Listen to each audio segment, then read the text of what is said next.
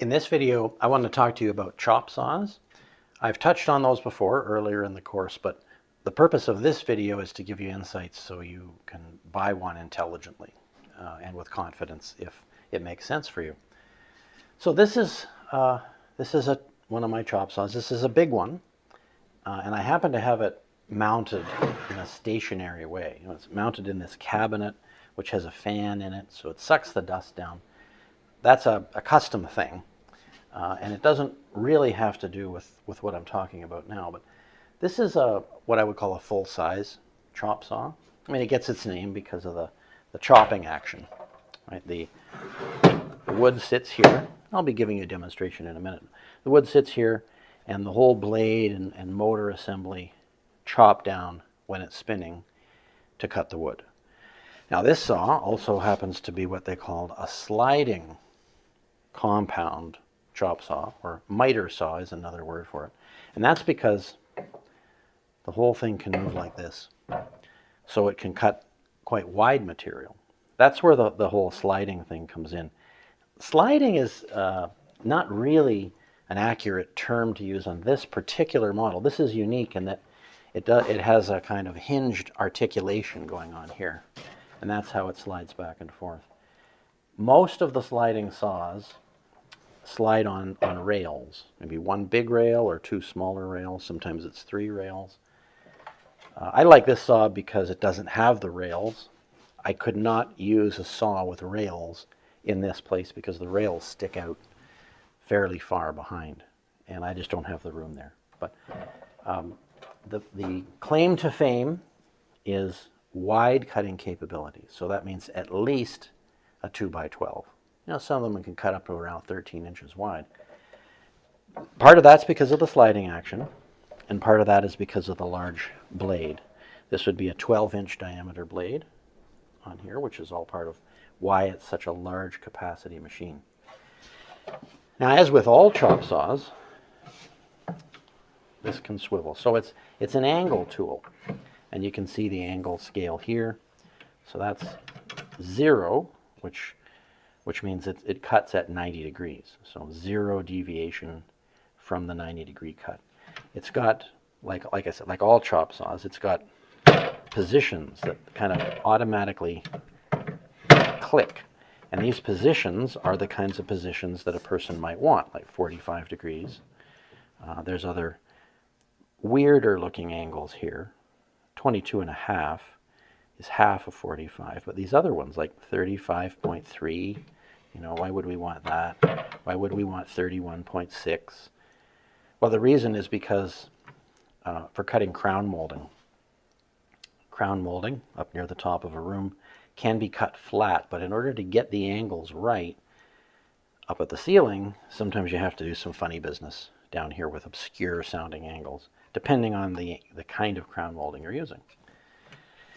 So I called this, earlier before I called this a sliding compound miter saw, and that whole compound business refers to the ability of the whole motor and cutter head assembly to bevel to one side. In fact, this one can do both sides. So that's where the compound comes in. It's a compound angle. It can cut an angle like this, but then the blade can also be tipped over at the same time, so you can get an angle in two directions. Now, I rarely use this particular saw for the compound angle part of things because I'd have to reach around here. I'd have to swivel the saw over, and I have my little shroud for dust control so that the dust gets sucked down into this machine properly. So it's not that convenient here because of the way I have it set up. But now I want to take you to a different style of chop saw, one that I think may be better suited to you as a beginner than some big thing it's technically portable, but it's just not all that portable. Not unlike the one that I'm going to show you right now. So now I want to show you something at the other end of the chop saw spectrum, and that's this unit here. Much smaller blade, but it has that sliding action still. So this is still considered a sliding compound chop saw because it can swivel this way, and it'll also bevel from side to side, like I can show you here now. So quite a versatile piece of equipment. As you can see, we cut into two angles there, compound angles. The value of this kind of saw, this style of saw, is portability. It's much lighter than the other one I showed you. It's plenty powerful. I guess the one drawback is that it can't cross-cut as wide. And that's for interior projects like traditional interior woodworking and furniture building and things like that, you rarely have to cross-cut wider than, I don't know, maybe 6 or 8 inches. And most of your cross-cutting is narrower than that. So a saw like this is fine.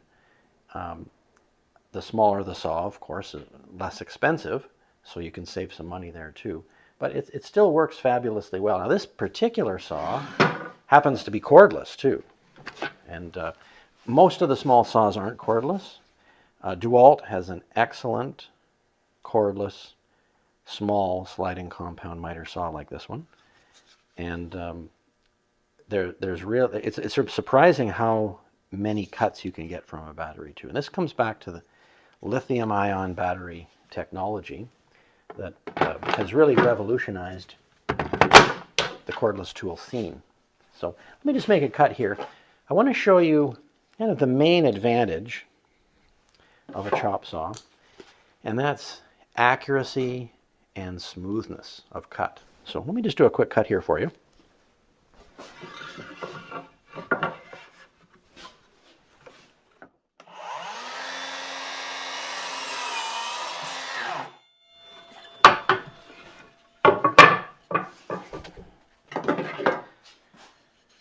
I hope you can see how smooth that is. There still are a few saw marks here, but incredibly smooth and perfectly accurate in this direction. So 90 degrees in this direction and 90 degrees in this direction. And that's really the main advantage of something like this. Fast, accurate, controllable cross cuts. Okay, cross cuts as opposed to rip cuts, which are along the length of the wood. You'll rarely cut any sort of sheet material like plywood or MDF or particle board on something like this, unless the pieces are already fairly narrow. So this is primarily for solid woodwork and cross-cutting at 90 degrees or any angle, you know, between 90 and 45. And in fact, there is one other thing I want to show you here, now that I think of it, and that's the value of a saw design that goes somewhat beyond 45. See, so 45 is here, but we can push this saw. You won't be able to see it there, but we can push the saw. Yeah, there we go. See, we can push it a little bit past 45, and the value of that is because technically all you ever need, as far over as you need is to cut is 45, but sometimes a corner isn't really 90 degrees. And sometimes you need to fudge the 245 angled cuts, 45 degree angle cuts that would come together. Sometimes you have to have those cuts greater than 45 in order to get the so-called 90 degree angle you want.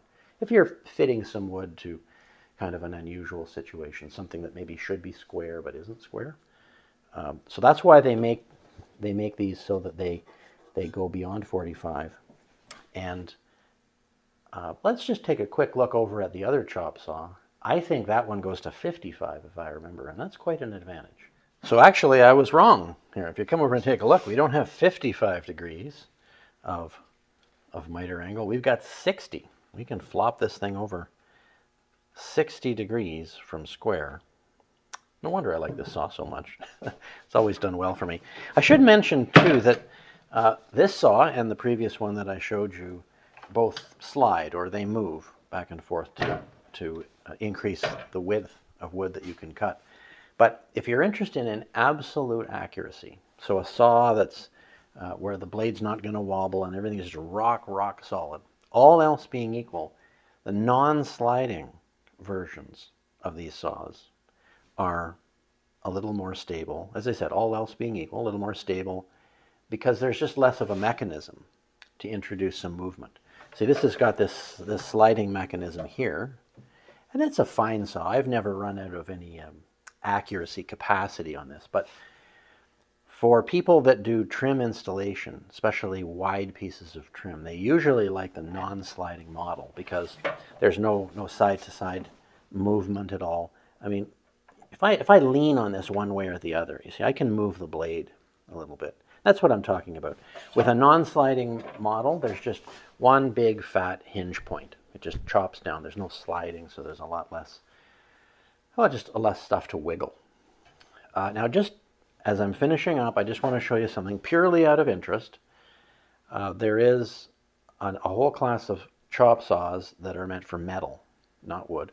I work with metal probably almost as much as I work with wood. So let's just take a quick look at this metal cutting chop saw.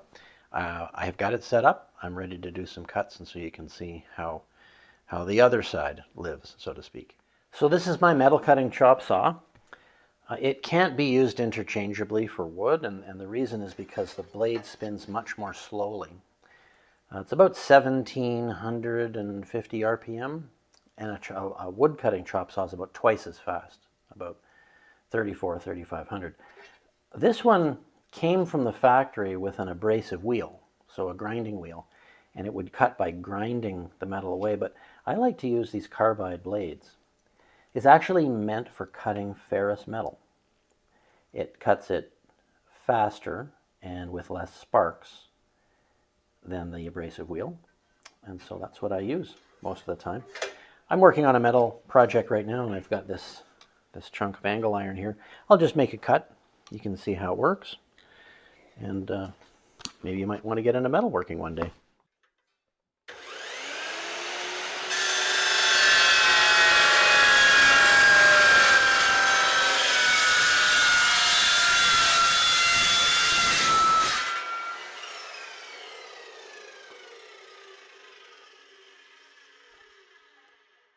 The thing I like about the carbide blades, nice smooth cut, and hardly any heat buildup either.